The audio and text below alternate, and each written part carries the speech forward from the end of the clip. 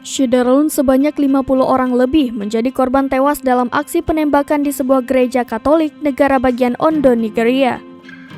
Aksi maut tersebut terjadi saat para jemaah melakukan ibadah misa pada Minggu 5 Juni 2022. Selain korban tewas, puluhan jemaah juga mengalami luka-luka. Menurut sebuah laporan warga lokal, sekelompok orang bersenjata melancarkan serangan brutal tersebut.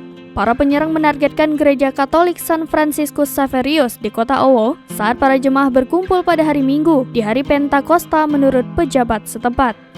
Mereka menembaki umat paroki dan meledakkan alat peledak atau bom. Dikutip Tribun News dari The Guardian, dokter, pejabat setempat, dan sukarelawan yang membantu korban luka-luka mengatakan rumah sakit setempat sempat kewalahan menangani korban. Seorang dokter di sebuah rumah sakit di kota barat daya Owo mengatakan kepada Reuters, setidaknya 50 mayat telah dipindahkan ke rumah sakit utama pemerintah di Owo dan ke rumah sakit Katolik San Louis.